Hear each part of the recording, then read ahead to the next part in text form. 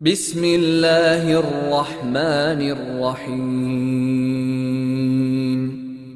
لم يكن الذين كفروا من أهل الكتاب والمشركين منفكين حتى تأتيهم البينة رسول من الله يتلو صحفا مطهرة فيها كتب قيمة وما تفرق الذين أوتوا الكتاب إلا من بعد ما جاءتهم.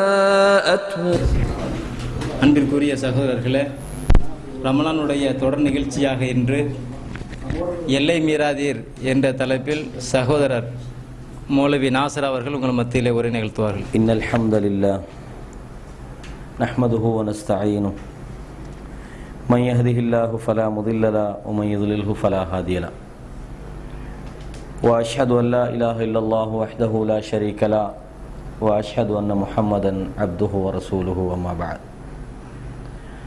யா அய்யுஹல்லதீன ஆமனு தக்குல்லாஹ ஹக்க துகாத்திஹி வ லா தமூதுன்ன இல்லா வ அன்தும் முஸ்லிமூன்.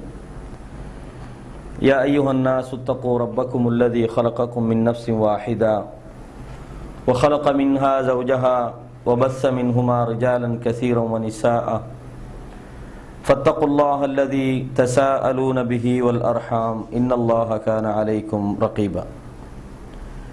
يا أيها الذين آمنوا اتقوا الله وقولوا قولا سديدا يصلح لكم أعمالكم ويغفر لكم ذنوبكم ومن يطع الله ورسوله فقد فاز فوزا عظيما.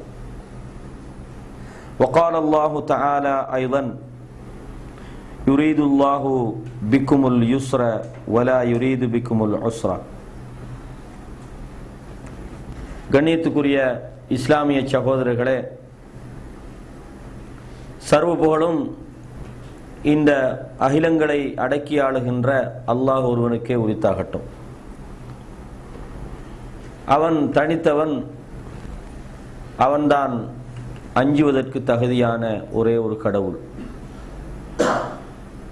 அவன் நாடியதை இந்த உலகத்திலே செய்கிறான். அவன் நாடாத ஒன்றை யாராலும் பெற்றுக்கொள்ள முடியாது. அவன் விரும்புகின்றவர்களை உலகத்திலே கண்ணியப்படுத்துகிறான். அவன் விரும்பாதவர்களை உலகத்திலே இழிவுபடுத்தி விடுகிறான். சாந்தியும் சமாதானமும் சத்திய தூதர் ஸல்லல்லாஹு அலைஹி வஸல்லம் அன்னவர்கள் மீதிலும் அன்னவர்களுடைய வாழ்க்கை வழிமுறைகளை தூய்மையோடு பின்பற்ற வேண்டும் என்று நினைக்கின்ற, துடிக்கின்ற, முயற்சிக்கின்ற அத்தனை நல்லடியார்கள் மீதிலும் உண்டாவதாக. கண்ணியத்துக்குரிய இஸ்லாமிய சகோதரர்களே,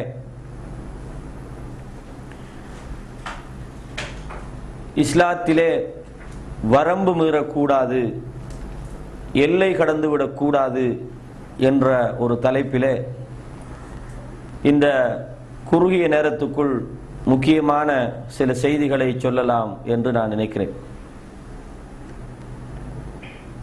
இந்த மனித சமூகம் பின்பற்றுவதற்காக வேண்டி அல்லாஹு தஆலா இந்த மார்க்கத்தை நமக்கு தந்திருக்கிறான். மனிதர்களுக்கு செய்ய முடியாத அல்லது மனிதர்களால் பின்பற்ற முடியாத கஷ்டமான ஒரு வழிகாட்டுதல் நமக்கு தரப்படவில்லை. அல்லாஹு தஆலா மனிதர்களை அவரவர்களுடைய சக்தியை மீறி நிர்பந்திப்பவனும் அல்ல.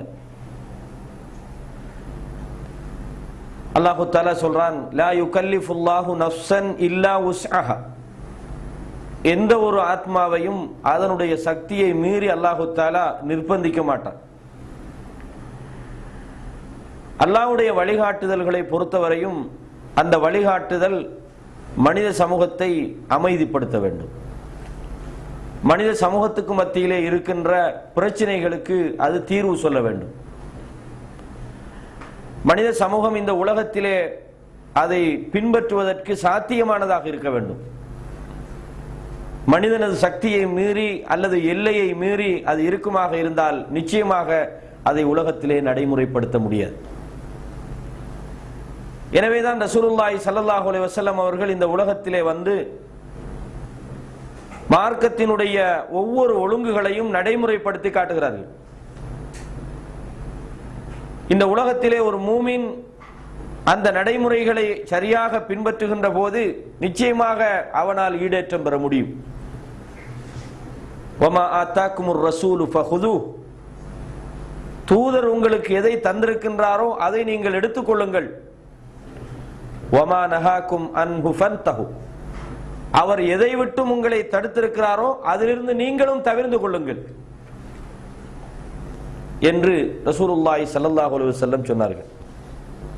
கண்ணியத்துக்குரிய இஸ்லாமிய சகோதரர்களே, அல்லாஹு தஆலா இந்த மார்க்கத்தை மிக எளிமையாக ஆக்கியிருக்கிறான். அல் குர்ஆனிலே சூரத்துல் பக்ரா 2வது அத்தியாயத்தினுடைய 185வது வசனத்திலே சொல்கிறான், யுரீதுல்லாஹு பிக்குமுல் யுஸ்ர், அல்லாஹு தஆலா உங்களுக்கு இலகுவை நாடுகிறான். வலா யுரீது பிக்குமுல் உஸ்ர், அவன் உங்களுக்கு கஷ்டமானதை நாடவில்லை. இந்த உலகத்திலே எளிமையான இலகுவானதை உங்களுக்கு அவன் தந்திருக்கிறான். உங்களை உங்களுடைய சக்திக்கு மேல் கஷ்டப்படுத்துகின்ற விதமான எந்த ஒரு சட்டங்களையும் எந்த ஒன்றையும் அல்லாஹ் தரவில்லை. சட்டங்களை சொல்கின்ற போது கூட அல்லாஹ்வுடைய தூதர் தங்களுடைய தோழர்களிடத்திலே பையத்து வாங்கினார்கள், உறுதி பிரமாணம் சத்திய பிரமாணம் எடுத்தார்கள், தூதர் என்ற வகையில் எடுத்தார்கள். இந்த உலகத்தில் இருக்கின்ற சில தனி மனிதர்கள் தலைவர்கள் இவர்கள் எடுக்கின்ற பையத்தை பற்றி இங்கே நான் சொல்லவில்லை, அது தவறானது. அல்லாஹ்வுடைய தூதர் தன்னுடைய தோழர்களிடத்திலே பையத் எடுத்தார்கள். அவர்கள் பையத்து செய்யும் போதெல்லாம் சொல்லுவார்கள், லக்கனனி ஃபீ மஸ்ததஅதும், உங்களுக்கு முடியுமானவற்றிலே நீங்கள் வழிபடுங்கள் என்று அவர்கள் சொல்லிக் கொடுத்ததாக நாங்கள் பார்க்கிறோம் நபிமொழிகளிலே. புகாரிலே வருகிறது, முஸ்லிமிலே இந்த செய்தி பதிவாக இருக்கிறது. அப்படி இந்த உலகத்திலே நடைமுறை சாத்தியமான ஒரு கொள்கையைத்தான் நமக்கு அல்லாஹ்வுடைய தூதர் விட்டு சென்றார்கள். அதனால் தான் அல்லாஹு தஆலா இந்த தீன் என்பது எளிமையானது, இலகுவானது, லேசானது, உங்களுக்கு அல்லாஹ் கஷ்டத்தை நாடவில்லை என்று இந்த வசனத்திலே சொல்கிறான். அல்லாஹ்வுடைய தூதர் ஸல்லல்லாஹு அலைஹி வஸல்லம் அவர்கள் சொன்ன செய்தி சஹீஹுல் புகாரியிலே 39வது இலக்கத்திலே பதிவாகி இருக்கிறது. இன்ன தீன யுஸ்ருன், நிச்சயமாக இந்த தீன் இந்த மார்க்கம் என்பது இலகுவானது. வ இன் வலன் யுஷாத்த தீனு இல்லா கலப, யாராவது இந்த தீனிலே எல்லை கடந்து செல்கின்ற போது, இந்த தீனை கஷ்டப்படுத்திக் கொள்கின்ற போது அது அவரை மிகைத்து விடுகிறது என்று ரசூலுல்லாஹி ஸல்லல்லாஹு அலைஹி வஸல்லம் சொன்னார்கள். இந்த தீனை அல்லாஹ் உங்களுக்கு எளிமையாக தந்திருக்கின்றான்.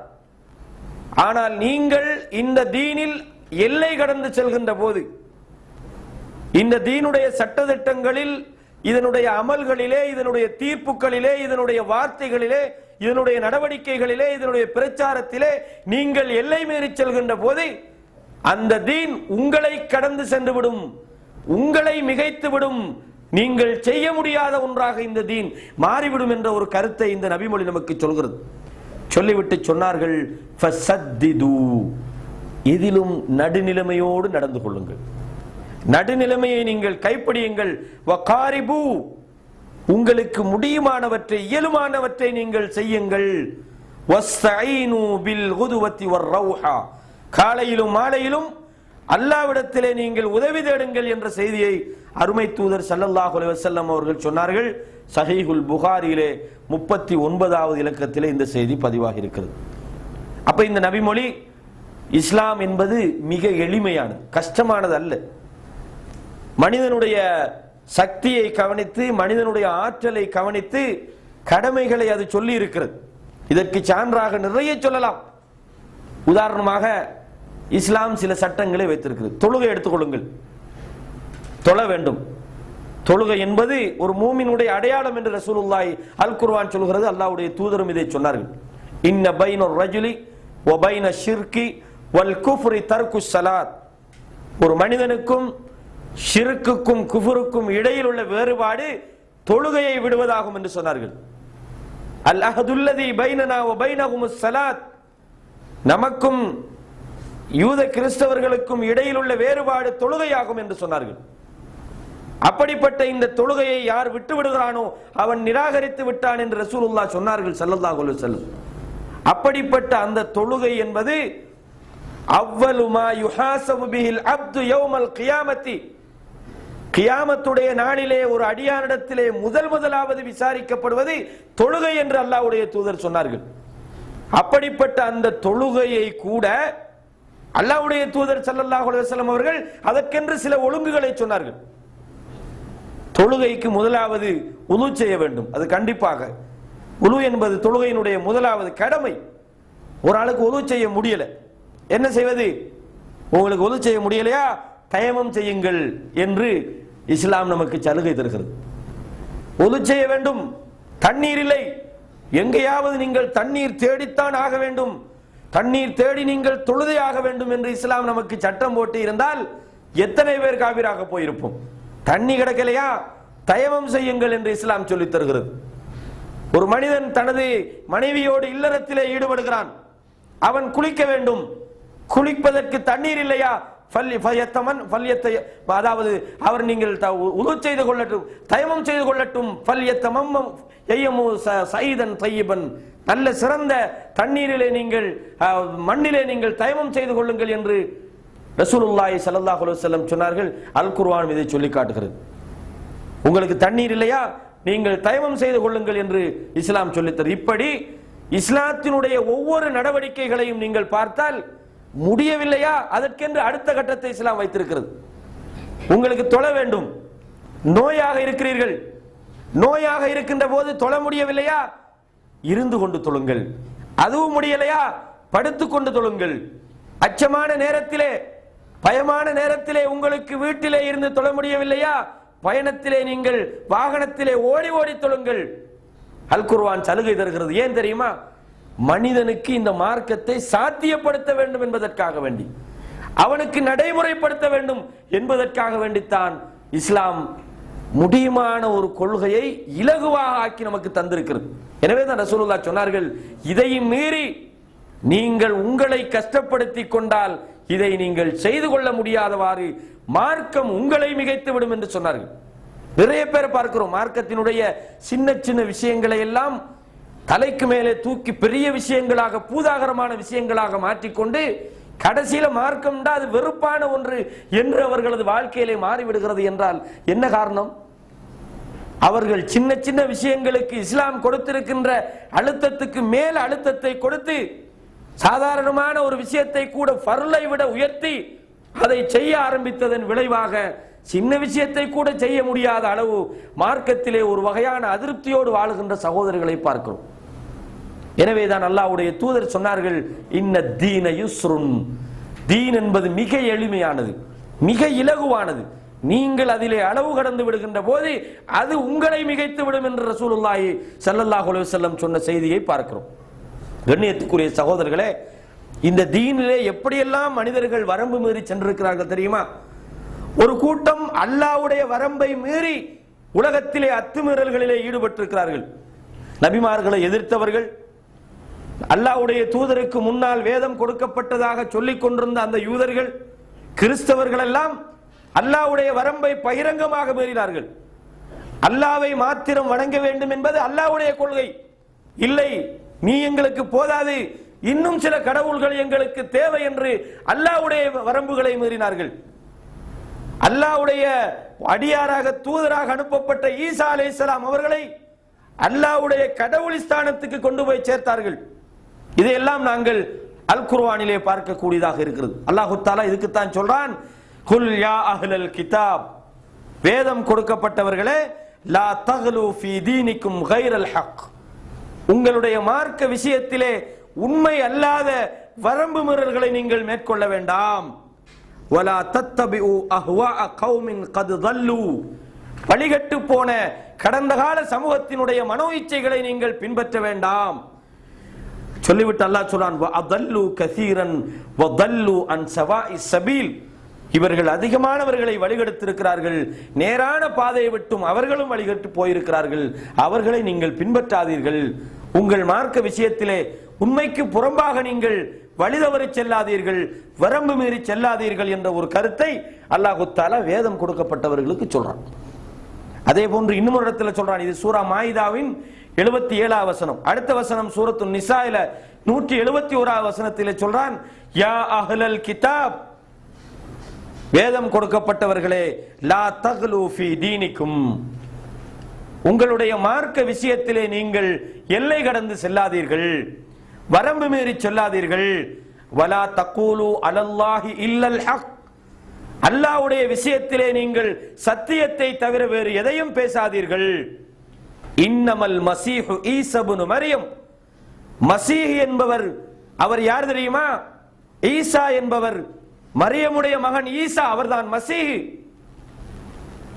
ரசூலுல்லாஹ், அவர் அல்லாஹ்வுடைய தூதரும், வ கலிமத்துன் அல்காஹா இலா மரியம், அல்லாஹ் தஆலா தனது வார்த்தையை, தனது கட்டளையை மரியமின் மீது போட்டான்.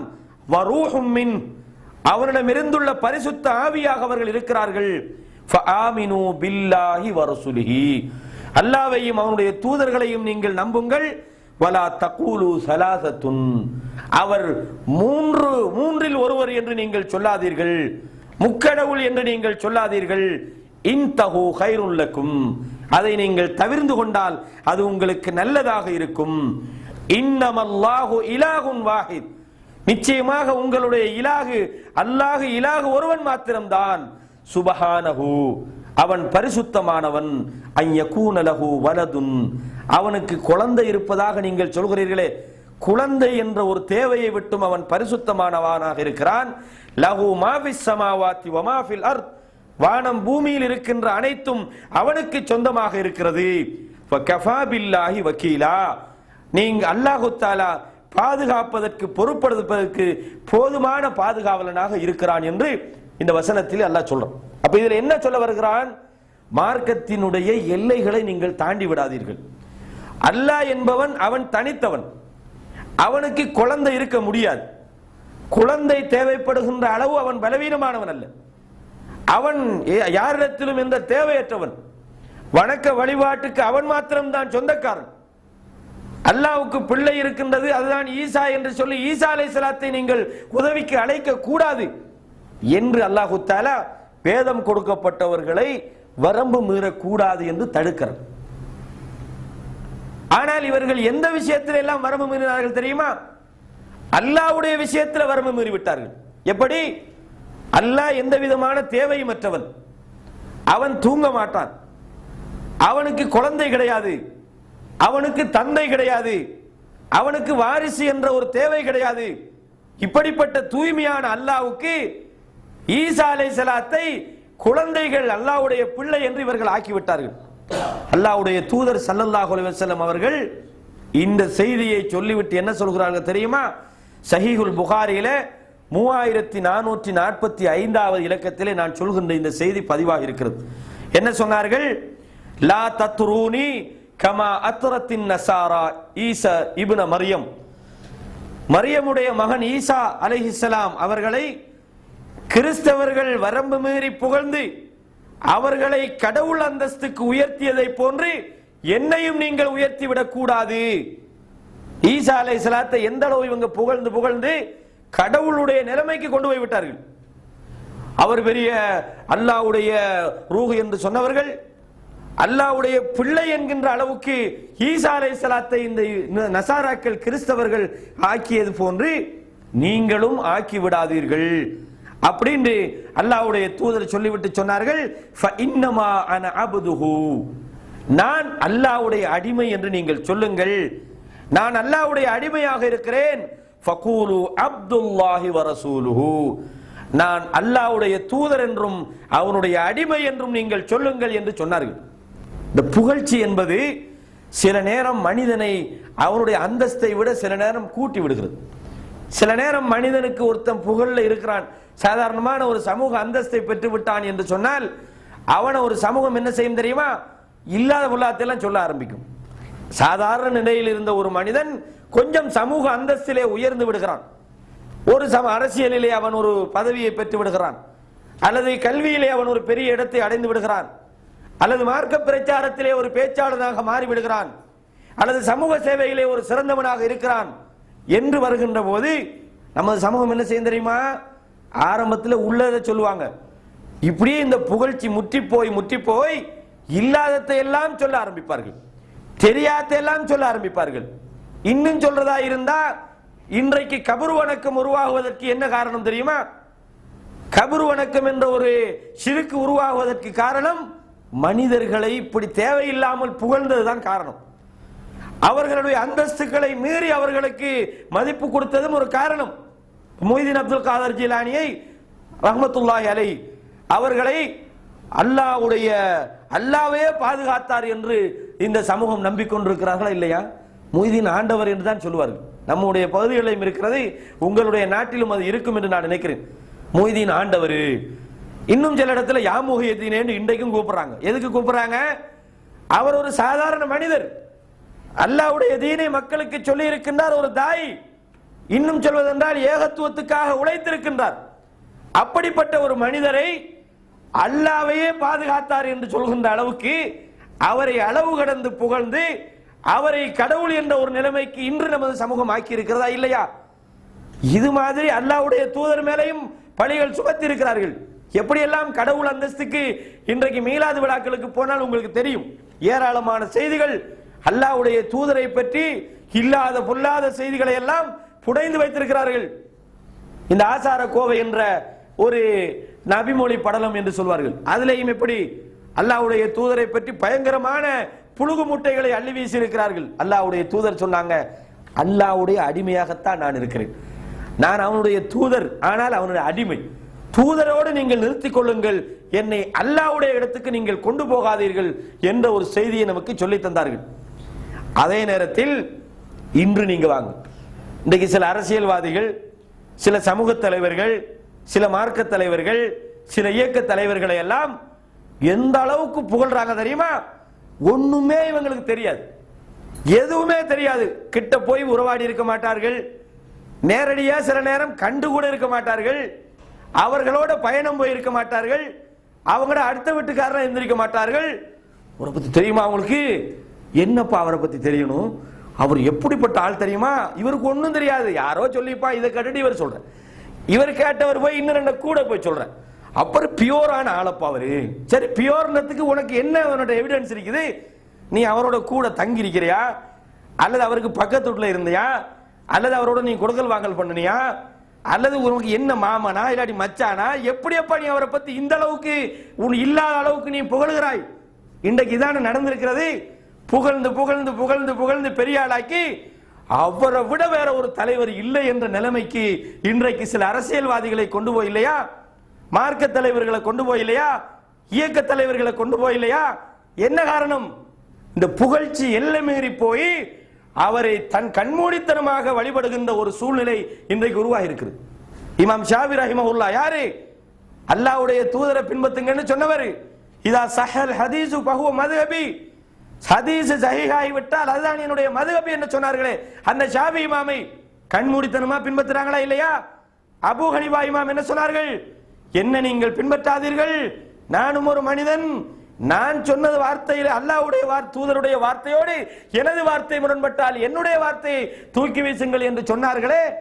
இன்றைக்கு இமாம் அபூ ஹனீஃபா ரஹிமஹுல்லாஹ் அவர்களை ஹனபி மதுஹப் என்ற போர்வையிலேயே பொய்யான சில செய்திகளை பின்பற்றி கொண்டிருக்கவில்லையா? இமாம் அஹ்மத் பின் ஹம்பல் என்ன சொன்னார்கள்? லா துகல்லிதூனி வலா துகல்லிது ஷாஃபி, என்னை நீங்கள் தக்லீது பண்ணாதீர்கள், கண்மூடி பின்பற்றாதீர்கள், ஷாஃபியை பின்பற்றாதீர்கள், அதே போன்று அவுசாயை பின்பற்றாதீர்கள் என்றெல்லாம் சொன்னார்களே. ஏன் இவர்களை எல்லாம் கண்மூடித்தனமாக பின்பற்றுகிறார்கள்? அந்த அளவுக்கு இவர்களை பற்றி பொய்களை சமூகத்திலே இட்டு கட்டி வைத்திருக்கிறார்கள். அபூ ஹனீஃபா இமாமை பற்றி என்ன பொய்யெல்லாம் சொல்லி இருக்கிறார்கள், இமாம் ஷாஃபி ரஹிமஹுல்லாஹ் அவர்களை பற்றி என்ன பொய்யெல்லாம் சொல்லி இருக்கிறார்கள். அப்ப இந்த கண்மூடித்தனமான புகழ்ச்சி ஒரு மனிதனை கண்மூடித்தனமாக பின்பற்றுகின்ற ஒரு நிலைமைக்கு கொண்டு போகிறது. எனவே எந்த ஒன்றிலும் வரம்பு மீறக்கூடாது. ஒரு ஆளை பத்தி நமக்கு எவ்வளவு தெரியுமோ அதைத்தான் பேச வேண்டும். அதை பேசும்போது கூட ரசூலுல்லாஹ் சொல்றாங்க, அல்லாஹு ஆலம், இவரை பத்தி எனக்கு இவ்வளவுதான் தெரியும், அல்லாஹ்வுக்கு தான் மத்தது தெரியும், அந்த அளவோடு நிப்பாட்டிக்கணும். இதுக்கு உதாரணமாக ரசூலுல்லாஹி ஸல்லல்லாஹு அலைஹி வஸல்லம் அவர்கள் சொல்கிற செய்தியை கேளுங்கள். ஒரு மனிதர் என்ன செய்கிறார்? மதஹ ரஜுலுன் ரஜுலன் இந்த நபி ஸல்லல்லாஹு அலைஹி வஸல்லம், அல்லாஹ்வுடைய தூதருக்கு முன்னால ஒருத்தர் இன்னொருவரை பத்தி புகழ்றார். அல்லாஹ்வுடைய தூதர் இதை கேட்டுக்கிட்டு என்ன சொன்னாங்க? நீ நல்ல விஷயம் தான், புகழத்தான் வேணும் அப்படி சொன்னாங்களா? கால சொன்னார்கள், வைஹக், உனக்கு கேடு உண்டாகட்டும். கத்தஅத்த உனக்க சாஹிபிக், முகத்துக்கு முன்னால புகழ்ந்துகிட்டீங்கப்பா, அவரை கழுத்தை நீ உடைச்சிட்டியேன்றான்.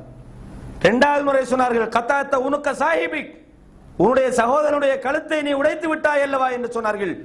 சொல்லிவிட்டு சொன்னார்கள், 2 முறை சொன்னார்கள், இதா கான அஹதுக்கும் மாதிஹன் சாஹிபஹு லா மஹாலத, கண்டிப்பாக ஒருவரை நீங்கள் புகழ்ந்துதான் ஆக வேண்டும் என்று இருந்தால் ஃபல்யகுல் அஹ்சிபு ஃபுலானன், இன்னவருடைய இன்னென்ன பண்புகளை நான் பார்க்கிறேன்.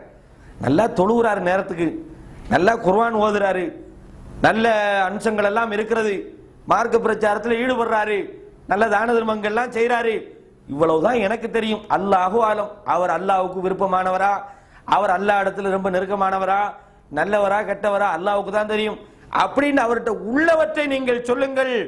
வல்லாஹு ஹசீபுஹு, அல்லாஹ் அவரை விசாரித்துக் கொள்வான். இதுதான் இஸ்லாம் சொல்லி தரக்கூடிய ஒழுங்கு. சொல்லிவிட்டு ரசூலுல்லாஹ் சொன்னார்கள், லா அஸ்கா அலல்லாஹி அஹதன், அல்லாஹ்வை விட்டு விட்டு எவனையும் நான் பரிசுத்தமானாக சொல்ல மாட்டேன். அப்ப இது நமக்கு ஒரு பாடம் இல்லையா?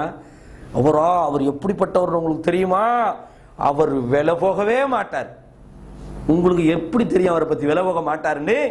உங்களுக்கு தெரியும் அவர் விலை போகல. அவர் ரகசியமா எங்க விலை போகிறார் யாருக்கு அப்பா தெரியும்? இதெல்லாம் என்னத்துக்கு சொல்றோம் தெரியுமா? ஒரு மனிதனுக்கிட்ட தெரிஞ்சதை மட்டும் பேசுங்க. ஒரு 2 நல்ல விஷயத்தை நீங்க கண்டிருப்பீங்க, இன்னும் 98 நீங்களா சேர்ப்பீங்க. இதான் இன்றைக்கு சமூகத்தில் நடக்குது. 2 நல்ல விஷயம் நல்லா பேசுறாரு, ஓகே, மற்றதெல்லாம் சரின்றதுக்கு உங்களுக்கு என்ன அறிவு இருக்கிறது? இதை நான் சொல்லல, அல்லாஹ்வுடைய தூதர் சொன்னார்கள். புகழ்ந்துதான் ஆகணுமா? உள்ளதை சொல்லுங்க, சொல்லி போட்டு சொல்லுங்க. எனக்கு இப்படித்தாப்பா அவரை பத்தி தெரியுது. அப்ப குர்ஆன் இதை கண்டிக்கிறது, வலா துஸக்கு அன்ஃபுஸக்கும், உங்களை நீங்களே பரிசுத்தவான்னு சொல்லாதீங்க என்று. கண்ணியத்துக்குரிய இஸ்லாமிய சகோதரர்களே, இன்னும் ஒரு செய்தியை பாருங்க.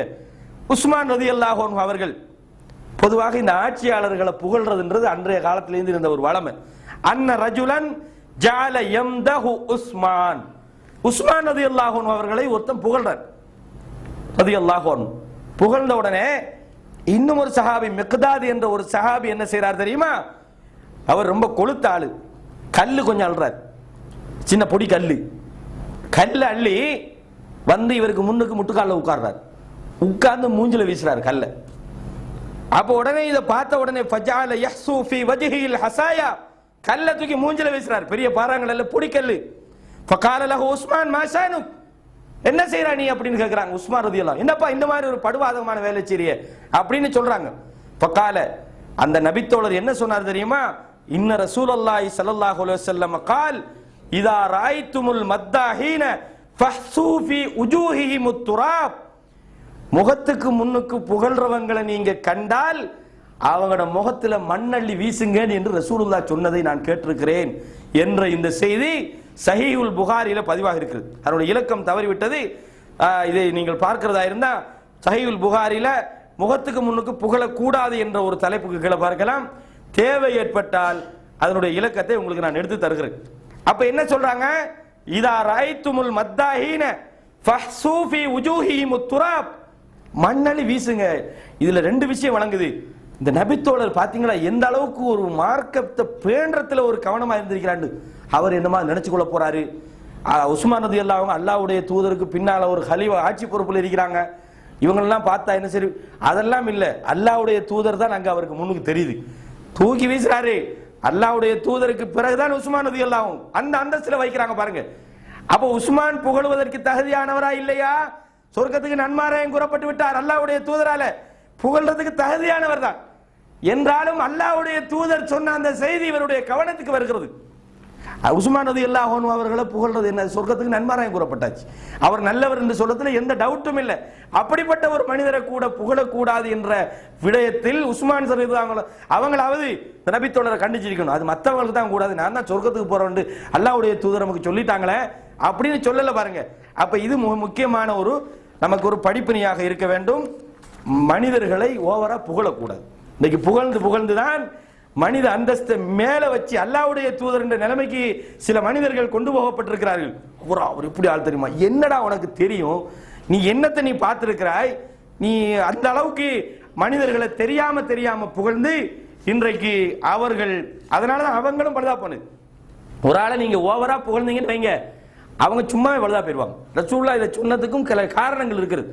என்ன தெரியுமா, ஒருத்தன் திருப்பி திருப்பி அவனுடைய புகழ் அவனுக்கு காதுல கேட்கும் போதெல்லாம் என்ன செய்வான், நம்ம கொஞ்சம் பெரிய ஆள் தான் போல அப்படின்ட்டு அவன் தன்னை என்ன செய்வான், சமூகத்தில் ஒரு பெரியவனாக இயல்பாக நினைக்க தோன்றும். இது யதார்த்தமாக எல்லா மனிதர்களுக்கும் இருக்கிறது. அதனால கண்ணியத்துக்குரிய இஸ்லாமிய சகோதரர்களே, இதுல நமக்கு கிடைக்கிற பெரிய பாடம் என்ன தெரியுமா, எதிலையுமே நம்ம வரம்பு மீறிடக்கூடாது. அதிலும் குறிப்பாக ஒரு மனிதனை புகழுவதிலே வரம்பு மீறிவிடக் கூடாது என்ற ஒரு செய்தியை இந்த நபிமொழிகள் நமக்கு சொல்லித் தருகிறது. கண்ணியத்துக்குரிய இஸ்லாமிய சகோதரர்களே, எனவே புகழ்ச்சியில வரம்பு மீறி போய்தான் நசாராக்கள் ஈசா அலைஹிஸ்ஸலாத்தை அல்லாஹ்வுடைய புள்ளன்ற அளவுக்கு ஆக்கிட்டாங்க.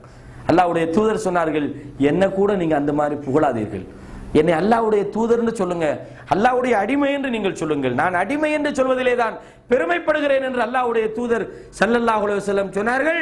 இதை தங்களுடைய செயலிலும் பல சந்தர்ப்பங்களில் காட்டியும் இருக்கிறார்கள். அடுத்த ஒரு விஷயம் என்னவென்றால், அதாவது இந்த வரம்பு மீறுதல்களை பொறுத்தவரையும் இதை பற்றி நவீன காலத்து அறிஞர்களும் நிறைய பேசியிருக்கிறாங்க.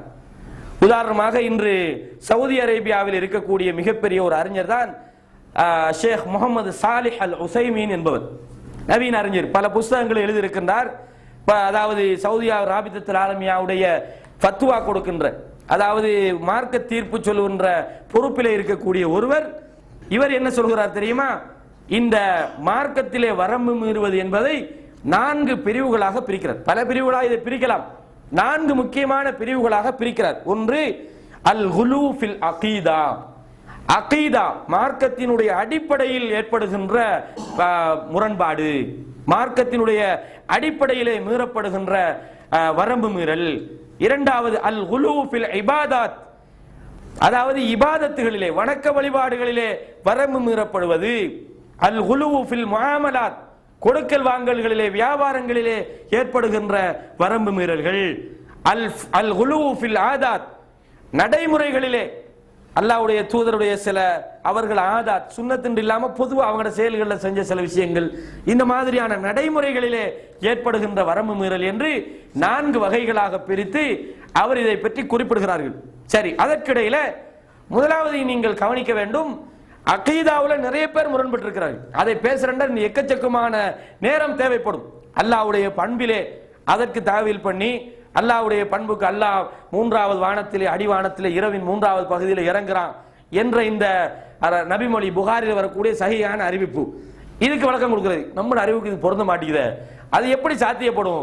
உடனே என்ன செய்யறது, நபிமொழிகளை இல்லைன்னு மறுக்கிறது, அல்லது வேறு ஏதாவது நம்ம அறிவுக்கு அக்களுக்கு படலையா அதை தூக்கி வீசுறது. இந்த மாதிரி இந்த அடிப்படை விஷயங்களை நிறைய பேர் என்ன செய்திருக்கிறார்கள், வரம்பு மீறி இருக்கின்ற சம்பவங்களை நாங்கள் பார்க்கிறோம்.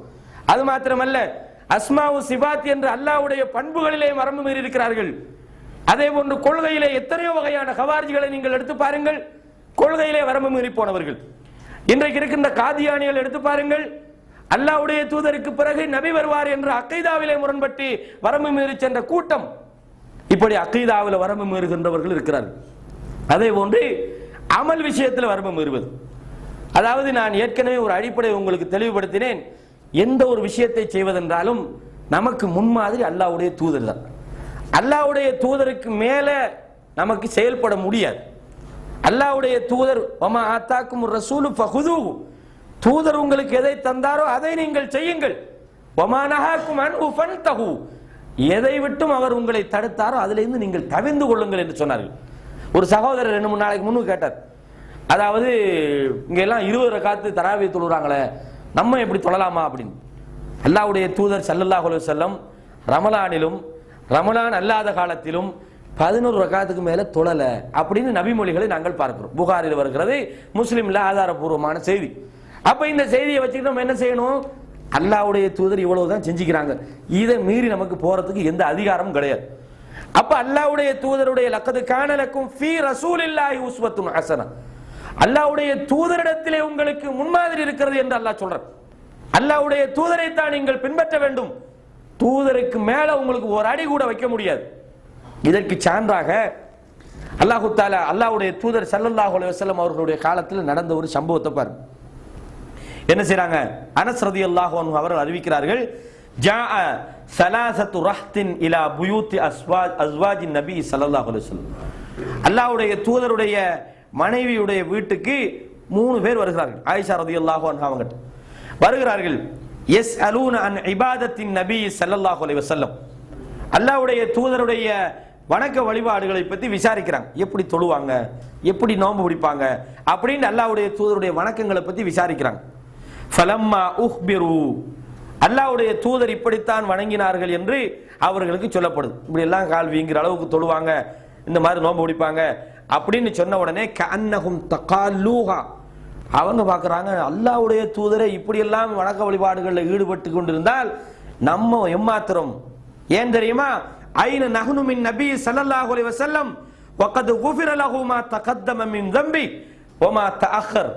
அல்லாஹ்வுடைய தூதர் முன்பின் பாவங்கள் மன்னிக்கப்பட்ட ஒரு மனிதர், அவரே இந்த அளவுக்கு வணக்க வழிபாட்டில் ஈடுபடுறதா இருந்தா நமக்கு முன்பின் பாவம் மன்னிக்கப்பட்டதுக்கு எந்த உத்தரவாதமும் கிடையாது. நம்ம அல்லாஹ்வுடைய தூதரும் இல்லை, அல்லாஹ்விடத்தில் நமக்கு நன்மை கிடைக்குமா என்னன்னு நமக்கு எந்த விதமான உத்தரவும் இல்லாத நாங்கள் எந்த அளவுக்கு வணங்க வேண்டும் என்று நினைத்து கொண்டு கால அகதவும் ஒருவர் முடிவு கட்டார்.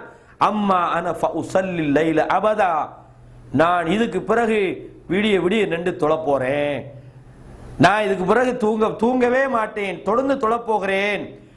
இன்னுமர் வகாலல் ஆகர் வ அன அஸூமு தஹர அபதன் வலா உஃப்திரு, இதுக்கு பிறகு நான் தொடர்ந்து நோன்பு பிடிக்க போறேன், நான் நோன்பை விடவே மாட்டேன் அப்படின்றார்.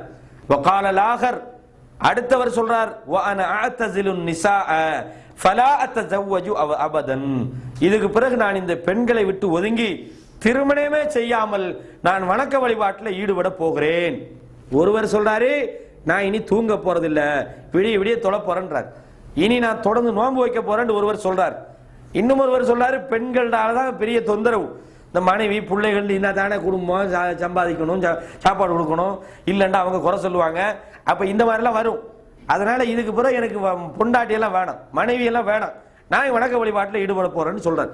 ஃபஜாஅ ரசூலுல்லாஹி ஸல்லல்லாஹு அலைஹி வஸல்லம் இலைஹிம், அல்லாஹ்வுடைய தூதர் இவங்களை நோக்கி வந்து தேடி வராங்க. இப்படி எல்லாம் சொல்லிட்டு போனாங்களாமே அப்படின்னு வேற வேற அறிவிப்புல வித்தியாசமான செய்திகளாக வருது. சுருக்கம் இதான். வந்து கேட்கிறாங்க அன்தும் உள்ளதீன குல்தும் கதாவ கதா, நீங்க 3 பேர் தானா இந்த மாதிரி எல்லாம் பேசிட்டு போனவங்க, நான் வந்து திருமணமே முடிக்க மாட்டேன், நான் வந்து தூங்கவே மாட்டேன், நான் நோன்பு விடவே மாட்டேன் என்று சொன்னவர்கள் நீங்கள் தானா அப்படின்னு விசாரிக்கிறாங்க.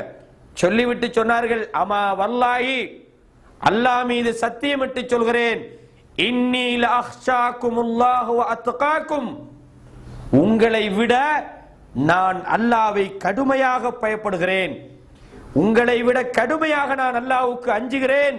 லாக்கின்னி அசூமு வ உஃப்திரு, என்றாலும் நான் நோன்பு பிடிக்கவும் செய்கிறேன், நோன்பை விடவும் செய்கிறேன். வ உஸல்லி வ அர்குது, நான் இரவுல எழும்பி தொழவும் செய்கிறேன், நான் இரவுல தூங்கவும் செய்கிறேன். வ அத்தஸவ்வஜுன் நிஸாஅ, நான் பெண்களை திருமணம் முடித்தும் இருக்கிறேன். ஃபமன் ரகிப அன் சுன்னதி ஃபலைஸ மின்னி, எனது சுன்னாவை எவன் புறக்கணிக்கிறானோ அவன் என்னை சார்ந்தவன் அல்ல. நான் அதாவது இந்த நடைமுறையை விட்டுட்டு அல்லாஹ்வுடைய தூதருடைய இந்த சுன்னாவுக்கு முரணாக நீங்க போனீங்கன்னா என்னை சார்ந்தவன் அல்ல என்று ரசூலுல்லாஹ் சொன்ன செய்தியை சஹீஹுல் புகாரியிலே 5063வது இலக்கத்தில் நீங்க பார்க்கலாம். கண்ணியத்துக்குரிய இஸ்லாமிய சகோதரர்களே, அல்லாஹ்வுடைய தூதருடைய வரம்பு தான் நமக்கு இல்லை. லக்கது கான லக்கும் ஃபீ ரசூலில்லாஹி உஸ்வத்துன் ஹஸனா, அல்லாஹ்வுடைய தூதரிடத்திலே தான் உங்களுக்கு முன்மாதிரி இருக்கிறது. அல்லாஹ் சொல்றான் குல் இன் குன்தும் துஹிப்பூனல்லாஹ ஃபத்தபிஊன், நீங்கள் அல்லாஹ்வை விரும்புகின்றவர்களாக இருந்தால் என்னை பின்பற்றுங்கள். அல்லாஹ்வுடைய தூதர் சொன்னார்கள் யுஹ்பிபுக்குமுல்லாஹ், அல்லாஹ் உங்களை நேசிப்பான், வயக்ஃபிர் லக்கும் துனூபக்கும், உங்களுடைய பாவங்களை அவன் மன்னிப்பான். அல்லாஹ் தஆலா சொல்றான். கண்ணியத்துக்குரிய இஸ்லாமிய சகோதரர்களே, அப்ப இது மார்க்கத்திலே நமக்கென்று இருக்கின்ற எல்லை அல்லாஹ்வுடைய தூதருடைய சுன்னா. இந்த சுன்னாவை தாண்டி நாம சிந்திப்பது, இந்த சுன்னாவுக்கு மாற்றமாக செயல்படுவது, அல்லது தூதர் செய்ததை விட கூடுதலாக இபாதத்து செய்ய போறேன் என்று நினைப்பது, இது நபி வழி அல்ல. மன் ரகிப அன் சுன்னதி ஃபலைஸ மின்னி, என்னோட சுன்னத்தை யார் புறக்கணிக்கிறானோ அவன் என்னை சார்ந்தவன் அல்ல என்று சொன்னார்கள். இது ஒண்ணு. இன்னும் சில பேரை பார்த்தீங்க என்று சொன்னா மார்க்கம்டா மார்க்கம் தான், அடுத்த சைட பார்க்க மாட்டாங்க. உலகம் இன்னொரு வேலை, உலகத்துக்கு போனா உலகம் தான், இந்த பக்கம் வர மாட்டாங்க. அதாவது இந்த 2 நிலை கூடாது. ஒரு சாரார் மார்க்கத்தை நாங்கள் பின்பற்றுறோம்ப்பா, நபி வழியை பின்பற்றுறோம், சுன்னாவை பின்பற்றுறோம், மார்க்கத்தில் ஈடுபடுறோம்னு சொல்லி பொண்டாட்டி பிள்ளையும் பார்க்க மாட்டாங்க, குடும்பங்களுக்கு செய்ய வேண்டிய ஹக்கையும் கொடுக்க மாட்டாங்க, அவனுக்கு சமூகத்தில் உள்ள பொறுப்பு என்னன்னு யோசிக்க மாட்டான். என்னமோ உள்ள தாடியை வளர்த்துக்கிட்டு கொஞ்சம் முடியை வளர்த்துக்கிட்டு அவரும் பள்ளியும் அவரும் இபாதத்தும் இப்படி தான் போவார். தொழிலையும் பெருசாக கவனம் செலுத்த மாட்டாங்க. முழுக்க முழுக்க அவங்க என்னது, நாங்கள் மார்க்கத்துக்காக அல்லாஹ்வுக்கு பயந்து வாழ்றோம். இது உண்மையான இறையச்சமா? இது சரியான ஒரு வழிமுறை கிடையாது. இதுக்கு ரசூலுல்லாஹி ஸல்லல்லாஹு அலைஹி வஸல்லம் அவங்களோட காலத்தில் நடந்த ஒரு சம்பவம் அடிக்கடி நீங்க கேள்விப்பட்டு கூட இருப்பீர்கள். உங்களுக்கு தெரியும், அல்லாஹ்வுடைய தூதர் ஸல்லல்லாஹு அலைஹி வஸல்லம் அவர்கள் மக்காவுல இருந்து மதீனாவுக்கு வந்த முஹாஜிரின்களையும் அன்சாரிகளையும் ஒவ்வொரு ஆளா சேர்த்து விடுறாங்க. நீங்களோட கூட்டு சேர்த்து விட்டு அவர் இவருக்கு உதவி செய்வாரு, இவருக்கு தான தர்மங்கள் கொடுப்பாரு, இப்படிலாம் சேர்த்து விடுறாங்க, நட்புகளை சேர்த்து விடுறாங்க. அப்ப இப்படி சேர்த்து விடும்போது அல்லாஹ்வுடைய தூதர் அபூ தர்தா என்ற ஒரு நபித்தோழரோடு சல்மான் ஃபாரிஸ் என்ற நபித்தோழரை சகோதரராக ஆக்குறாங்க. ஒரு இடத்துல போய் சேர்த்துடுறாங்க. அவங்க பல தியாகங்களை பண்ணிக்கிறாங்க. அப்துல் ரஹ்மான் இப்னு அவுஃபுக்கு அவர் இன்னும் ஒரு நபித்தோழரை சேர்க்கிறாங்க. அவர் என் 2 மனைவியில் யாராவது பார்த்து சேர்த்துக்கொள்றாரு. அப்துல் ரஹ்மான் இப்னு அவுஃப் என்ன சொல்றாரு, எனக்கு இதெல்லாம் வேணாம், சந்தை எங்கன்னு காட்டுங்க, நான் மத்தெல்லாம் பார்த்துக்கொள்றேன்றார். அப்ப இந்த மாதிரி வீட்டுல பாதியை கொடுத்தாங்க. 2 மனைவிகள்ல ஒரு மனைவியை தலாக் பண்ணி எல்லாம் கொடுத்திருக்கிறாங்க. அப்ப என்ன செய்யறாங்க, அபூ தர்தா என்ற நபித்தோழரை சல்மான் பாரிஸோட சேர்த்துறாங்க. சல்மான் பாரிஸ் அபூ தர்தாவோட சேர்க்கிறாங்க. அப்ப இந்த சல்மான் பாரிஸ் என்ன செய்யறாரு, அபூ தர்தாவோட வீட்டுக்கு போறாங்க. போய் அவருடைய மனைவி உம்மு தர்தாவை பார்க்கறாங்க. ரொம்ப ஒரு பார்க்கறதுக்கே ஒரு அசிங்கமான ஒரு வகையான ஒரு தோற்றத்தில் இருக்கிறாங்க. அதாவது முத்தபதிலான்றது ஒரு கொஞ்சம் அசிங்கமான வெறுக்கத்தக்க ஒரு தோற்றத்தில் இருக்கிறாங்க. ஃபகால மாஷா நுக்கி, என்ன இந்த மாதிரி இருக்கிறீங்க அப்படின்னு சல்மான் ஃபாரிஸ் கேட்கிறாங்க. காலத் அஹூக அபூ தர்தா லைஸ லஹு ஹாஜத்துன் ஃபித் துன்யா, உங்களோட சகோதரர் அபூ தர்தா இருக்கிறாரு, அவருக்கு இந்த உலகத்தில் எந்த விதமான தேவையும் கிடையாது, அவருக்கு நம்மளை கவனிக்கிறதெல்லாம் அவருக்கு ஒரு பெரிய விஷயமா இல்லை, அவர் தொழுவார், நோன்பு பிடிப்பார், அவர் பாட்டில் இருப்பார் அப்படின்ற மாதிரி மனைவிக்குரிய அந்த கடமைகளை எல்லாம் அவர் சரியா செய்யாம அல்லாஹ்வுக்கு நெருங்குறேன்ற போர்வையில தொழுது நோன்பு பிடிச்சு அந்த மாதிரி இபாதத்துகள் இருந்திருக்கிறார் அப்படின்னு சொன்ன உடனே ஃபஜா அபூ தர்தா சொல்லிக் கொண்டிருக்கும் போது அபூ தர்தா வர்றார். ஃபஸனஅ லஹு தஆமன் ஃபகால லஹு குல், சல்மான் ஃபாரிஸ் என்ன பண்றாரு, அவருக்கு சாப்பாட்டை ரெடி பண்ணி அபூ தர்தாவே சாப்பிடுங்கன்றார். உடனே அபூ தர்தா என்ன சொல்றாங்க, ஃபஇன்னி சாயிமுன், நான் நோம்பு, நீங்க சாப்பிடுங்கன்ற, நான் நோம்பா இருக்கிறேன், நீங்க சாப்பிடுங்க. கால மா அன பிஆகிலின் ஹத்தா தாகுல, நீங்க சாப்பிடாம நான் சாப்பிட மாட்டேன் அப்படின்ட்டு. அப்படின்ற உடனே ஃபலம்மா கான லைலு, அப்போ உடனே பார்க்கல அபூ தர்தா பார்க்கறாரு, விருந்தாளி சாப்பிடாம இருந்தா சரியில்லையே, என்ன பண்றேன்னா அவரும் சாப்பிடுறாரு காலையில.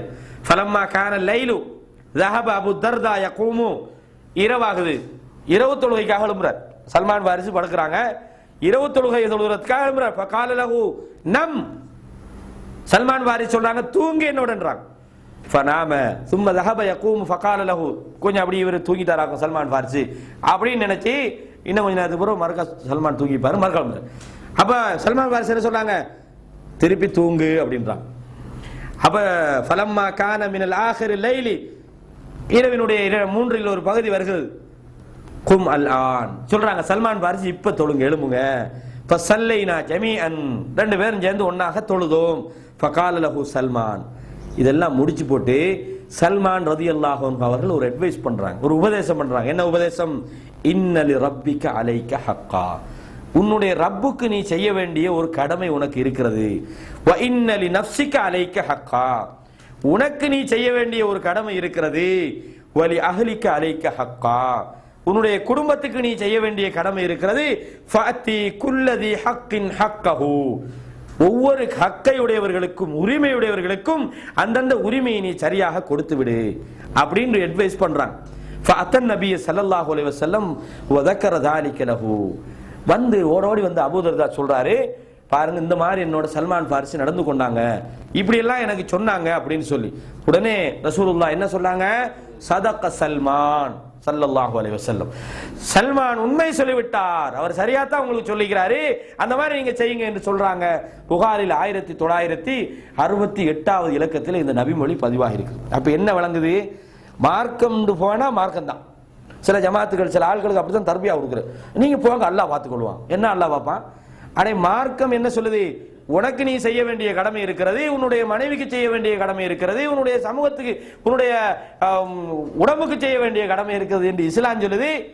அது அல்லாஹ் பார்த்துக்கொள்ளும். இது கதையெல்லாம் விடுவாங்க. போய் வாங்க 40 நாள் போவோம். சில ஜமாத்துக்கள் அப்படி இருக்குது. இல்ல குடும்பம் வைஃபு குழந்தை கிடைக்குது, அல்லாஹ் பார்த்துக்கொள்வான். ஒரு இடத்துல நான் போறேன், பயான் நடக்குது. என்னமா பயான்? இப்படிதான் ஒரு இடத்துல ஒரு ஆள் வந்து மனைவி பிரசவ வயதியம், பிரசவ வருத்தத்தில் இருக்கிறாங்களாம். இவர் என்ன செஞ்சுக்கிறாரு, ஜமாத்தில் வலிக்கிட்டார். கதை இந்த மாதிரி கதையை சொல்லித்தான் ஆக்களை மடைய நாக்குறேன். ஜமாத்தில் வலிக்கிட்டார். அப்ப ஜமாத்தில் வலிக்கிட்ட உடனே இப்ப இவர் போய் இவர்கிட்ட ஒண்ணுமே காசு இல்லையா, காசு இல்லாத நிலையில வைஃபுக்கிட்டே ஒன்றும் கொடுக்காம போனா என்ன நடக்கும் யோசிச்சு பாருங்க. இன்னும் சில இடங்கள்ல பாத்தீங்கன்னா பெண்கள் தவறுக்கு போறதுக்கெல்லாம் சில காரணங்கள் நடக்குது, தவறான வழியில எல்லாம் போறாங்க, அப்படியெல்லாம் நடக்குது. அல்லாஹ் பாதுகாக்கணும். சரி, அது ஒரு பக்கம் இருக்கட்டும்.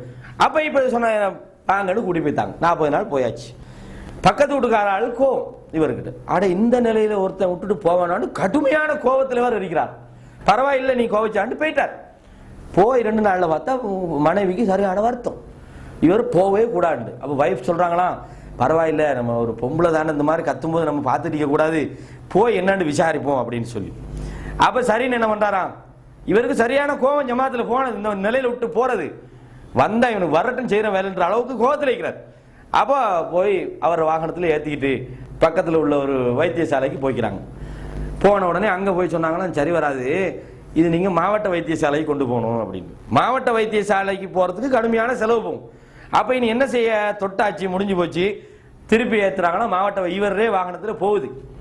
ஏன்னா போய் அந்த மாவட்ட வைத்தியசாலையில கொண்டு போய் அந்த வைத்தியம் எல்லாம் பார்த்து அவர வாகனத்தில் இறக்கி கொண்டு வச்சுக்கிறாராம். 40 நாளைக்கு ஒரு வாராரு. வந்து அடுத்த வீட்டுக்காரங்க என்ன செய்யறான், நீ செஞ்ச வேலையை பத்தியாண்டு. என்ன வேலை, உன்னைய கொண்டு வேலை வாங்கணும்னு எல்லாம் நாடிட்டான், எல்லாம் முடிஞ்சு போச்சு. எப்படி பாத்தீங்களா? இதை சொல்லி என்ன பண்றாங்களா, ஜமாத்துக்கு வாங்கன்னு கூப்பிடுறாரு. இன்னும் என்னது, சில இடத்துல பார்த்தா கதை விடுவாங்க. இப்படித்தான் பிரசவ வயதுல இருந்தாங்களாம், யாரோ இனம் தெரியாத 4 பொம்பளைகள் வந்தாங்களாம், வந்து அவங்களுக்கு குழந்தை கிடைக்க வச்சுட்டு போயிட்டாங்க. இந்த மாதிரி எல்லாம் கதை சொல்லி அல்லாஹ்வுடைய வரம்பு மீற வைக்கிறாங்க. இந்த கதை நடந்து கொண்டிருக்கிறது. இதனால நிறைய விளைவுகள். கண்ணியத்துக்குரிய இஸ்லாமிய சகோதரர்களே, இஸ்லாம்ங்கிறது ஒரு வரையறை இருக்கிறது, அதுக்குன்னு சில கடமை இருக்கிறது. அந்த கடமையை மீறி நமக்கு போய் செய்யலாது எதையுமே. அல்லாஹ்வுடைய அல்லாஹ் இவ்வளவுதான் செய்யலாம் என்று ஒரு மனிதனுக்கு ஒரு நியதியை வச்சிருக்கிறான். உனக்கு முடியுமானதை செய்கின்ற இஸ்லாம் இதுக்கு தான் சொல்லுது. நீ மார்க்கத்தில் எல்லை கடந்து போனால் உன்னை மார்க்கம் மிகைத்து விடும் என்று அல்லாஹ்வுடைய தூதர் இதற்காகத்தான் சொன்னார்கள். இது போல இந்த மாதிரியான விஷயங்கள்ல வரம்பு மீறப்படுகின்ற காட்சிகளை எல்லாம் நாங்கள் பார்க்கிறோம். அமல் விஷயத்துல இன்னும் ஏராளமான செய்தி சொல்லலாம். ஒரு நபித்தோழர் வந்து சொல்றார், நான் ஒவ்வொரு நாளும் குர்ஆனை ஓதி முடிக்க போறேன் அப்படின்ற. அப்படி ஏலாது, ஒரு 10 நாளைக்கு ஒருக்கா ஓது. இல்ல எனக்கு அதை விட கூட ஏலும் அப்படின்னு கடைசியார சொல்றாங்க. ஒரு கிழமை சொல்றாங்க. ஒரு ஆள் வராரு, நான் டெய்லி நோன்பு பிடிக்க போறேன் அப்படின்றார். அப்ப ரசூலுல்லாஹி ஸல்லல்லாஹு அலைஹி வஸல்லம் சொன்னாங்க, மாசத்துல 3 பிடி. இல்ல எனக்கு நல்ல சக்தி இருக்கிறது அப்படின்றார்.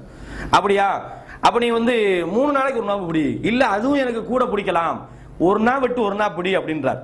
அப்போ அதான் தாவூத் அலைஹிஸ்ஸலாம் அவர்களுடைய நோன்பு, அல்லாஹ் விரும்பக்கூடிய நோன்பு என்று சொல்கிறார். அப்போ உடனே இந்த நபித்தோழர் கடைசி காலத்துல சொல்றாரு, அல்லாஹ்வுடைய தூதர் சொன்னது போல நான் ஏத்து அந்த மாதிரி செஞ்சிருந்தா நான் அழகா செயல்பட்டிருப்பேன், எனக்கு இப்ப முடியலே என்றார் கடைசி கட்டத்தில். இந்த மாதிரியான சம்பவங்களை, ஏராளமான சம்பவங்களை நீங்க பார்க்கலாம். எனவேதான் அல்லாஹ் தஆலா என்ன சொல்றான் தெரியுமா, அல்லாஹ்வுடைய தூதர் ஒமன் யாசில்லாஹ வ ரசூலஹு, அல் குர்ஆனிலே சூரத்து நிசால 14வது வசனத்தில் அல்லாஹ் சொல்றான், எவன் அல்லாஹ்வுக்கும் தூதருக்கும் மாறு செய்து வயத்தஅத்த ஹுதூதல்லாஹ் ஹுதூதஹு, அல்லாஹ்வுடைய வரம்புகளை மீறி நடக்கிறானோ யுதுஹிலுஹு நாரன், அவனை நரக நெருப்பிலே கொண்டு போய் அல்லாஹ் சேர்ப்பான், ஹாலிதன் ஃபீஹா, அதிலே நிரந்தரமாக அவன் இருப்பான், வலஹு அதாபும் முஹீன், அவனுக்கு இழிவு தரக்கூடிய ஒரு வேதனை இருக்கிறது என்று அல்லாஹ் தஆலா சொல்றான். அல்லாஹ்வுடைய வரம்புகளை மீறிவிடக் கூடாது. கடந்த காலத்தில் யூதர்களும் கிறிஸ்தவர்களும் முழுக்க அல்லாஹ்வுடைய வரம்புகளை மீறினார்கள்.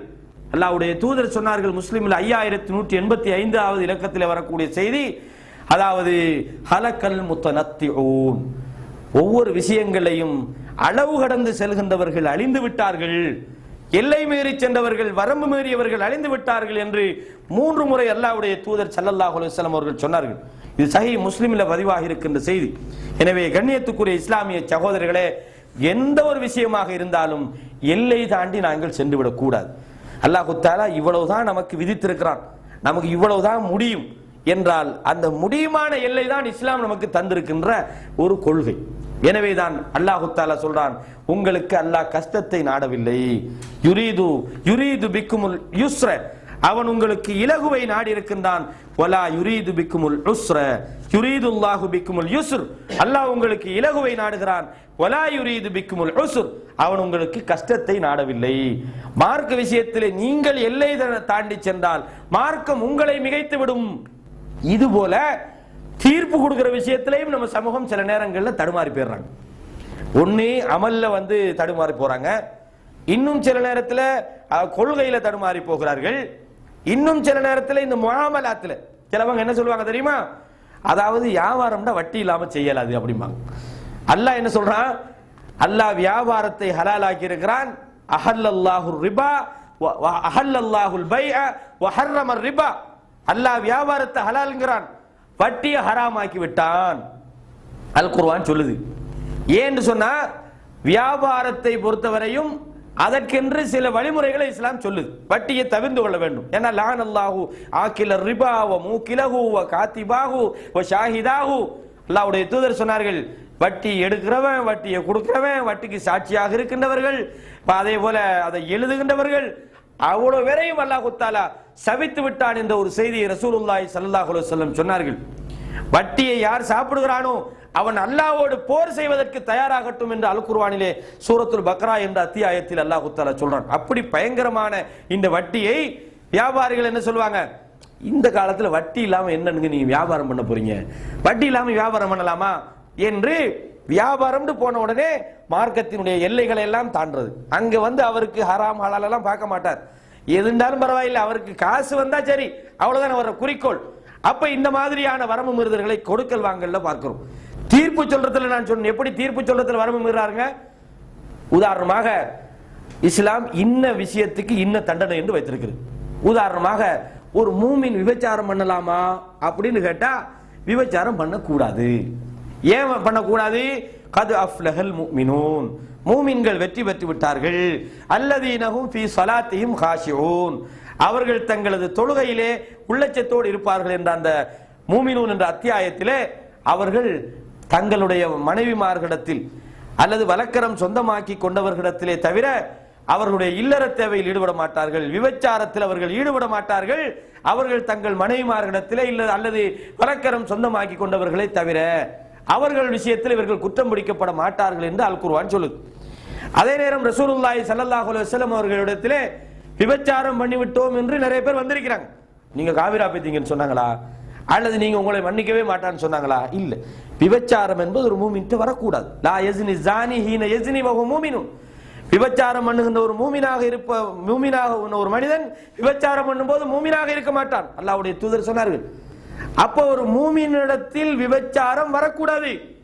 விபச்சாரம் பண்ணுனா அவன் இஸ்லாத்தோடு வெளியே வைத்தானா? இல்ல. விபச்சாரம் பண்ணிட்டான்னு சொன்னா அவனை என்னமோ இஸ்லாத்தை விட்டு வெளியே போன மாதிரியும் அவனுக்கு இதுக்கு மேலே இஸ்லாத்துல எந்த விடிவும் இல்லாத மாதிரியும் நம்ம சமூகம் கருதுகிறார்கள். அல்லாஹ்வுடைய தூதர் விபச்சாரம் பண்ணவங்களுக்கு தண்டனை வச்சுக்கிறாங்க. ஒரு மூமினிடத்துல விபச்சாரம் வரக்கூடாது, வந்தால் அவன் தவறு செய்து விட்டான். அல்லாஹ்வுடைய தூதர் ஒரு செய்தி சொன்னார்கள், மன் மாத்த லா யுஷ்ரிக் பில்லாஹி ஷைஅன் தஹலல் ஜன்னah என்றார்கள். எவனொருவன் அல்லாஹ்வுக்கு ஷிர்க் வைக்காமல் மரணிக்கிறானோ அவன் சொர்க்கத்துக்குள்ள நுழைந்து விட்டான். உடனே சஹாபாக்கள் கேட்கிறாங்க, வ இன் ஜனா வ இன் சரக யா ரசூலல்லாஹ், அவன் விபச்சாரம் பண்ணாலுமா திருடினாலுமா யா ரசூலல்லாஹ் அப்படின்றாங்க. ஃப இன் ஜனா வ இன் சரக் வ இன் ஷரிபல் கம், அவன் திருடினாலும் அவன் விபச்சாரம் பண்ணினாலும் அவன் சாராயத்தை குடித்தாலும் சரி என்று ரசூலுல்லாஹ் சொன்னாங்க. அப்படின்னா ஒருத்தன் சாராயம் குடிக்கலாம்னு சொன்னாங்களா, திருடலாம்ங்கிறாங்களா, விபச்சாரம் பண்ணக்கூடாதுங்கிறாங்களா? ஷிர்க் என்ற நிலையோடு ஒப்பிடுகின்ற போது இதெல்லாம் சின்ன பாவம் ஆகுது. அல்லாஹ்வுக்கு ஷிர்க் வைக்கின்ற ஒரு நிலையோடு ஒப்பிடுகின்ற போது விபச்சாரம் என்பது ஒரு பரவாயில்லை என்ற அளவுக்கு ஒரு பாவம் என்று நாங்கள் விலகிக் கொள்ளணும். விபச்சாரம் கூடாது, பெரும்பாவம்.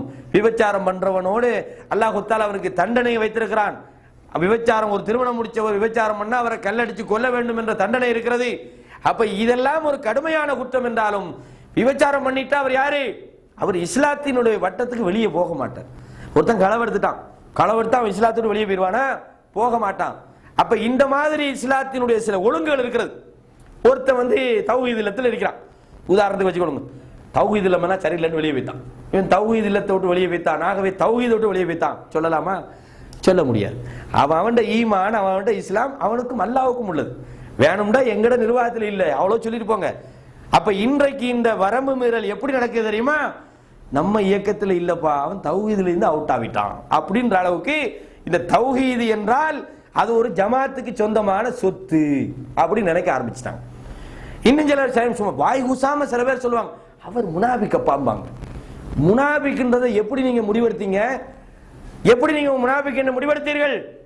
மாலிக் இப்னு துக்ஷம் என்ற நபித்தோழருடைய சம்பவத்தை நான் உங்களுக்கு சொல்லி காட்டினேன் கடந்த பயான்கள்ல. அவர் முனாபிக் ஆகிட்டார்னு ஒரு ஆள் சொல்றார். அல்லாஹ்வுடைய தூதர் சொன்னாங்க, உங்களுக்கு எப்படி இப்ப தெரியும் முனாபிக்? அவர் லா இலாஹ இல்லல்லாஹ் என்ற கலிமா சொல்லலையான்னு கேட்கிறாங்க. அப்ப முனாபிக்ன்றது ஃபத்வா கொடுக்கிறது, ஒருத்தனை காபீர் ஆக்குறது, ஒருத்தனை தௌஹீதை விட்டு வெளியே வைத்தான் என்று சொல்வதெல்லாம் வரம்பு மீறிய ஃபத்வாக்கள். இப்படி ஃபத்வா கொடுக்க கூடாது. அல்லாஹ்வுடைய தூதர் கேட்கிறாங்க, ஒருவர் கலிமா சொன்னதுக்காக உசாமா பின் ஸைத் கொலை செய்து விட்டார்கள். அஃபலா ஷகக்த கல்பஹு, உள்ளத்தை நீ பொளந்து பார்த்தியா கேட்கிறாங்க. அப்ப என்ன வழங்குது? அப்ப இந்த தீர்ப்புக்கள்ல வரம்பு மீறது. இன்னும் சொல்ல சிலவங்க சொல்லுவாங்க, ரசூலுல்லாஹி ஸல்லல்லாஹு அலைஹி வஸல்லம் சொன்னார்கள், வல்லாஹி லா யுமின் வல்லாஹி லா யுமின் வல்லாஹி லா யுமின் தான். அவன் மூமின் இல்ல மூமின் இல்ல மூமின் இல்லன்றாங்க. யார சொல்லலாம்? யார சொல்றீங்க? எவனுடைய தொந்தரவிலிருந்து அடுத்த வீட்டுக்காரன் பாதுகாப்பு பெறவில்லையோ அவன் மூமின் இல்ல. உடனே ஹதீஸை பார்க்கிறது, மூமின் இல்லைன்றா யாரு? ஒன்னும் முஷ்ரிக் இல்லாட்டி காபிரு, அடுத்த வீட்டுக்காரனுக்கு தொந்தரவு தான் காபிரு சொல்லிடலாமா? அப்ப இந்த அதாவது இந்த வரம்பு மீறுதல் சம்பந்தமாக அதாவது சமகால அறிஞர்கள் பேசும்போது சொல்றாங்க, யாரு வரம்பு மீறுவான் தெரியுமா? இந்த அகீதாவை பத்தி சரியான தெளிவில்லை. உதாரணமாக, லா யுமினு அஹதுக்கும் ஹத்தா யுஹிப்ப லி அஹீஹி மா யுஹிப்பு லி நஃப்ஸி, உங்களில் ஒருவர் தனக்கு எது விருப்பமாக இருக்கிறதோ தன் சகோதரனுக்கு விரும்பாத வரைக்கும் மூமின் இல்லைன்னு ரசூலா சொன்னாங்க. அப்ப மூமின் இல்லைன்னு சொன்னா என்னது? ஒண்ணு முனாஃபிக் ஆயிக்கும் அல்லது காபிர் ஆயிக்கும் முடிவுக்கு வந்துடுறேன். இந்த வார்த்தை எதுக்கு ரசூலா சொன்னாங்க? அது வழங்காது. இந்த இல்முல உள்ள குறைபாடு. ஒரு ஹதீஸை வச்சுக்கிட்டு என்ன பண்றது? மார்க்க தீர்ப்பு கொடுக்க போறேன். இன்னைக்கு நம்முடைய தாய்கள்ல நடக்கிற பெரிய ஒரு பிரச்சனை, ஒரு ஹதீஸை பார்த்துட்டு திடீர்னு ஃபத்வா கேட்பாங்க. நம்ம சொல்றதே இல்லை, கொஞ்சம் பார்ப்போம், இன்னும் கொஞ்சம் தேடுவோம். எதுக்கு நம்ம சொல்றோம்? மார்க்கத்தை பொறுத்தவரையும் அது ஆழமான அறிவு இருக்க வேண்டும். இப்போ இன்னைக்கு 2-3 நாளைக்கு முன்னுக்கு நாங்கள் ஒரு பயணம் போனோம். சில மார்க்க சம்பந்தப்பட்டவர்களை சந்திச்சோம். எவ்வளவு ஒரு விஷயத்தை சொல்றதுக்கு பயப்படுறாங்கன்னு பாருங்க. அல்லாஹு தஆலா அந்த அளவுக்கு திறந்த அறிவாளிகளை இன்றைய சமூகத்தில் வைத்திருக்கிறார். பயப்படுறாங்க சகோதரர்களே. ஒரு விஷயத்தை தீர்ப்பு சொல்லத்துக்கு ஒன்றுக்கு பலமுறை யோசிக்க வேண்டும். எடுத்தாங்க கவிழ்த்தாண்டு வத்துவா கொடுக்குறார், அவர் அவுட்டு. என்னமோ இந்த அவங்களோட ஊட்டு சொத்து மாதிரி இன்றைக்கு மார்க்கத்தை வச்சுக்கிட்டு அவர் அவுட்டு இவர் அவுட்டு, அவர் மூமின் இவர் முனாபிக் அவர் முஷ்ரிக். இதான் வரம்பு மீறல். அப்ப இந்த மாதிரியான தீர்ப்புகளிலே வரம்பு மீறுகின்ற காட்சிகளை இன்று நாம் பார்க்கிறோம். எனவே ஒரு மனிதனை முனாபிக் என்றோ காபிர் என்றோ முஷ்ரிக் என்றோ தீர்ப்பு வழங்கிட கூடாது. இன்னும் சில நேரத்தில் நம்ம நல்ல 5 நேரம் ஒழுங்கா தொழுவோம், நம்ம நல்ல இபாதத்துகள் செய்வோம், அல்லது நம்மளுடைய நல்ல நடவடிக்கைகளுக்கும் நல்ல அர்ப்பணிப்புகளுக்கும் உடனே பார்க்கறது, நான் சரியாயிக்கிறேன், அடுத்த ஒருத்தரை பார்த்தோடனே இப்போ சரியில்லை முடிவு வந்துடுறேன். இதுவும் வரம்பு மீறல். நாம ஒழுங்கா இருக்கிறோம், அல்லாவுக்கு நம்ம பயப்படுறோம் என்பது அல்லாவுக்கு நமக்குள்ள விஷயம். அடுத்தவனை பார்த்து அவர் நம்மளும் பிடிக்கிறோம், இவரெல்லாம் பிடிக்கிறாரு, அப்ப இவர் 2ஆம் தரமா பார்க்கிறேன். இதுவும் என்னது? தீர்ப்புல ஏற்படுகின்ற வரம்பு மீறுதல்கள். அப்ப இதையெல்லாம் தவிர்த்து கொள்ள வேண்டும். அடுத்தது என்னது? ஆதத்து. சிலவங்க என்ன செய்வாங்க? ரசூலுல்லாஹி ஸல்லல்லாஹு அலைஹி வஸல்லம் ஏவுனது நமக்கு கடமை, தவிர்ந்து கொள்ளுங்கள் என்று சொன்னதை நாங்கள் முழுமையாக தவிர்ந்து கொள்ள வேண்டும். மா நஹைத்துக்கும் அன்ஹு ஃபன்தஹு, எதை தடுத்தனோ தவிர்த்து கொள்ளுங்கள் என்று அல்லாஹ்வுடைய தூதர் சொன்னாங்க. ஆத்தாக்கும் ரசூல ஃபஹுது மின்ஹு மஸ்தத், உங்களுக்கு தந்தது முடிமான வரைக்கும் செய்யுங்கன்றான்.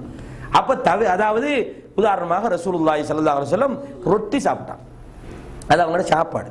மற்ற சாப்பாடு வேணாண்டாங்களா? இல்லை. இன்னைக்கு என்னது? சில கூட்டங்கள் இருக்கிறாங்க சில பகுதியில், ரசூலுல்லாஹ் ரொட்டி தானே சாப்பிட்டாங்க, நாங்கள் ரொட்டி தான் சாப்பிடுவோம். ரசூல் ஸல்லல்லாஹு அலைஹி வஸல்லம் அவர்கள் சும்மா குடிசை வீட்டில் வாழ்ந்தாங்க, நாங்கள் குடிசையெல்லாம் வாழுவோம், ஈத்தம்பழம் தான் நாங்கள் சாப்பிடுவோம், ஒட்டகத்தில் தான் பயணிப்போம், பண்டையவாதிகள் என்று இன்றைக்கும் இருக்கிறார்கள். அப்ப இந்த போக்கு கூடுமா?